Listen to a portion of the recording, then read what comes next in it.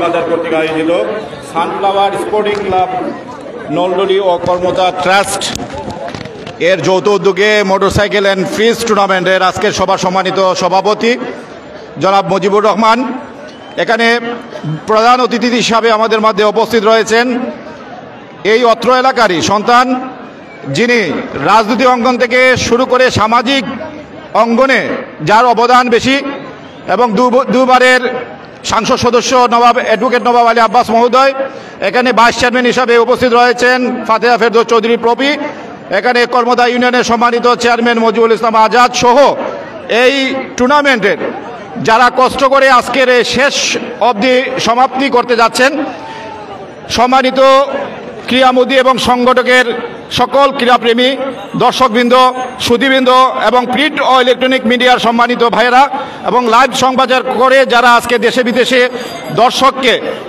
সুযোগ করে দিয়েছেন এই খেলা দেখার, সেজন্য আমি সকলকে আন্তরিক অভিনন্দন জানাই।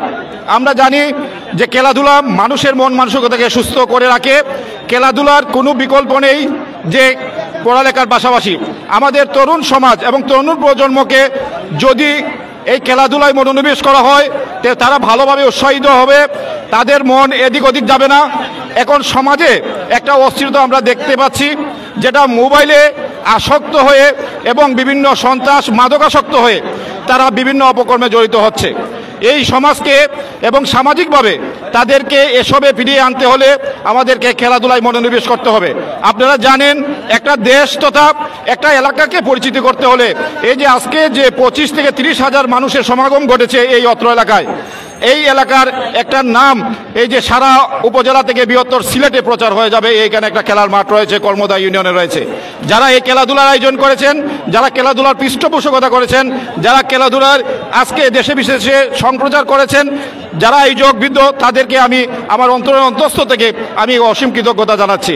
পাশাপাশি আমাদের তরুণ সমাজকে আগামী যারা নেতৃত্ব দিবে তারা এগিয়ে আসতে হবে এবং মাদক সন্ত্রাস থেকে, জঙ্গিবাদ থেকে আমাদেরকে যারা আমরা অভিভাবকবৃন্দ রয়েছি তাদেরকে আমাদের ছেলেমেয়েরা কোথায় যায় কি করে এসব বিষয়ে খেয়াল রাখতে হবে।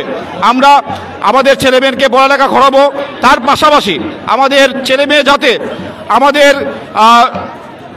কাজে উৎসাহ বোধ করে এবং আমাদেরকে পরবর্তীতে সবসময় আমাদেরকে খেয়াল রাখে, এই মন মানসিকতা যেন তাদের থাকে, এই মন মানসিকতায় আমরা তাদেরকে উৎসাহিত করব।